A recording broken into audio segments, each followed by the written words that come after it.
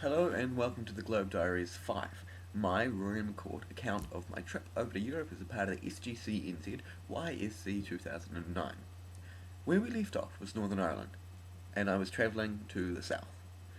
The rest of my day in Cookstown basically consisted of uh, running to the station from breakfast, and I barely got there, and then waiting for the bus for about half an hour because they're all late in Northern Ireland.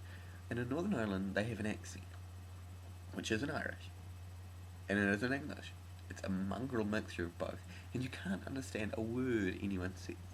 It, like, can I have a ticket, please? I let. And then they look at you like you have to respond now. It's it's really confusing. Um, right. So going down to the south, I can tell when I crossed the border because my phone changed networks, and I couldn't use it anymore. Um, and the Republic is nice. It's not as nice as the North, and I think I feel that because my family's from the North, and it's pretty, and you still get stabbed, but not in Dublin. Um, what else? Okay, so arrived in Dublin, found the crappy accommodation, but it didn't open. I couldn't check in for like ages, so I had to go and explore Dublin, which I did. I went to Trinity College. I went to Temple Bar, which is like this crazy cultural centre, and they had lots of shit in there. And there was all these mystic shops, and I wanted to buy these pants, these amazing pants, and they're like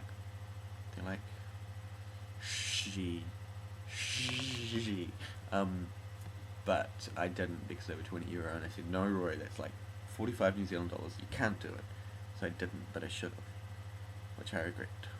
But oh well. Um, right, went back to the accommodation, and then I went out again and went to a Samuel Beckett play, Cracks Last Tape, which was at Trinity College. It was really cool. It was only an hour, and I fell asleep towards the end, but it's a really cool play, and it's a good insight into um, what Samuel Beckett was kind of feeling when he was getting old. This is after waiting for Godot. The next day, I got up early and set out. Well, actually, I went downstairs and checked my emails first, and I bumped into a Kiwi guy. And I was wearing a New Zealand Music Month t-shirt, and he said, "Are you from New Zealand?" I said, "Yeah, I'm from New Zealand, for real." And he said, "Well, so am I," and he told me his story. We were talking for about 3 hours, and he's actually a millionaire. Um, yeah, no lies. No lies. He's a millionaire, and having immigration issues, and he's been in Ireland for 8 years, but he's also been travelling around the world. He's been to West Africa, he's been through the Middle East, he was a reporter in the Middle East for a while. He's been working construction in Ireland, and I learned a hell of a lot of him, especially how not to get stabbed in Dublin.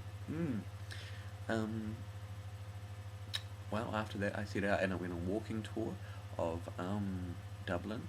Um, regards to the 1916 Rising, which happened in 1916, and it was about Irish Revolution. If you know anything about Irish history, um, it was sort of not the one that won it because it got put down in the end, but for those two weeks a month, they were doing well out of the General Post Office. Anyway, I'm a history nerd, and I'm going to stop talking about that.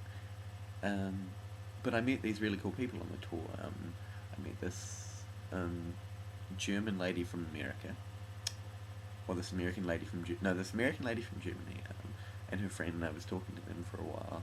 She ended up giving me €20, which is $45. Was this a sign to buy the pants? I think so, but I couldn't find the shop again. Anyway, she gave me some money. Um, what's next?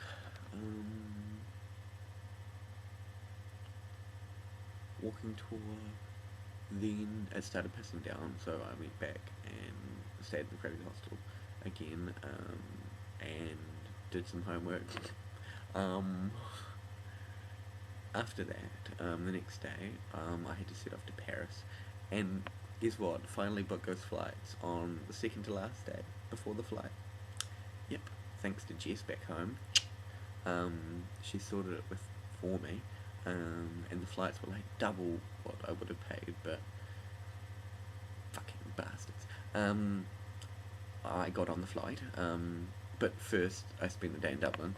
Sorry, it's early. It's like 9 o'clock over here in the morning. So then I spent the day in Dublin doing all the things I hadn't done already. So I went to the castle, which was nice, but it's pathetic. What else did I do? I went to the National Library and did some research for school, and I found some old letters that were addressed to Lord Stanmore in England from New Zealand in 1844, and they were originals, not originals, but reprints from 1844, which was cool. Then I had to rush back to the hostel, catch the bus out to the airport, and then I went through security and shit, and went to Paris.